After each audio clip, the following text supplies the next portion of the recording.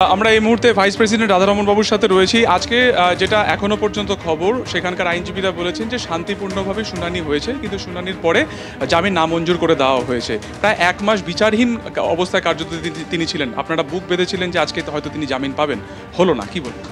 Very unfortunate. গোটা বিশ্বের নজর ছিল এটা শুনানির উপরে। আমরা দেখলাম কি এরকম ইউকে পার্লামেন্ট থেকে নিয়ে আমেরিকা থেকেও যারা সিনিয়র পলিটিশিয়ানস আছে ওরা আশা করছিল কি আজকে ওরা বেল পেয়ে যায়, উনি জাস্টিস পান। কিন্তু আপনার থেকে আমরা শুনছি কি রিজেক্ট হয়েছে। এখন দেখতে হবে কি কেন রিজেক্ট করা হয়েছে।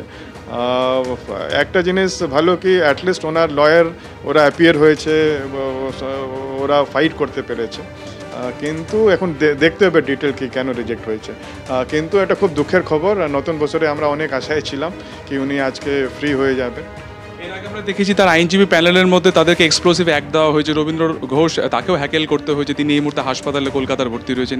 এর আগে রিগান আচার্য আরেকজন যিনি ছিলেন, তাকে একেবারে চেম্বারে ঢুকে মারধর করা হয়েছিল। এই যে সার্বিক পরিস্থিতি, এই নামঞ্জুর হয়ে গেল, পরবর্তী পদক্ষেপ কী থাকবে?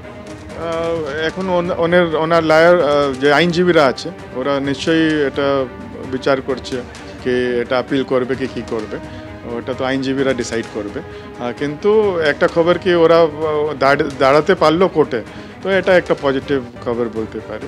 গতকাল শারীরিক অবস্থা নিয়ে যথেষ্ট আশঙ্কা প্রকাশ করছিলেন, আজকে চিন্ময়বাবুকে তোলা হয়েছিল কিনা এই ব্যাপারে কিছু জানা আছে, বা উনি কেমন রয়েছেন?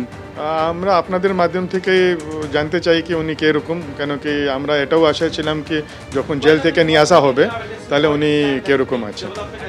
রাধারমণ বাবু তিনি কিন্তু পরিষ্কার বলছেন যে নতুন বছরে তারা কিন্তু আশা নিয়েছিলেন যে চিন্ময় কৃষ্ণ প্রভু তাকে জামিন দেওয়া হবে। তবে তারা আশা রাখছেন যে আজকে যেহেতু শুনানিতে অংশগ্রহণ করতে দেওয়া হয়েছে, তাদের শুনানি শোনা হয়েছিল, জামিন হয়তো নামঞ্জুর হয়েছে, কিন্তু তারা বাংলাদেশের যারা আইনজীবী প্যানেল রয়েছে তাদের সাথে তারা কথা বলবেন এবং তারা আশা রাখছেন এখনও যে পরবর্তী শুনানিতে হয়তো জামিন মঞ্জুর হতেও পারে। তবে সার্বিকভাবে তারা যে আশা করেছিলেন যে আজকে জামিন হয়তো মঞ্জুর হয়ে যাবে চিন্ময় কৃষ্ণের মহারাজের, প্রায় এক মাস তিনি বিচারহীন অবস্থাতে ছিলেন, সেই জায়গা থেকে তারা যথেষ্ট হতাশ। তবে তারা আগামী লড়াইয়ের জন্য কিন্তু ফের নতুন করে তৈরি হয়েছেন, এমনটাই জানালেন।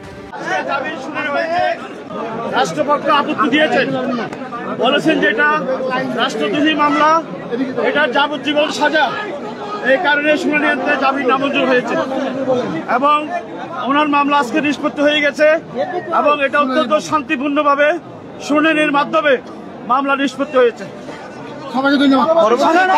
পরবর্তী কি হতে পারে, এটার আইনি প্রক্রিয়া হচ্ছে ওনারা যদি যারা সংযুক্ত হবে, জামিন নামঞ্জুর হওয়ার পরে আসামি পক্ষ যদি সংযুক্ত হয় উচ্চ আদালতে যাওয়ার সুযোগ রয়েছে, ওনারা উচ্চ আদালতে হাইকোর্টে যেতে পারেন।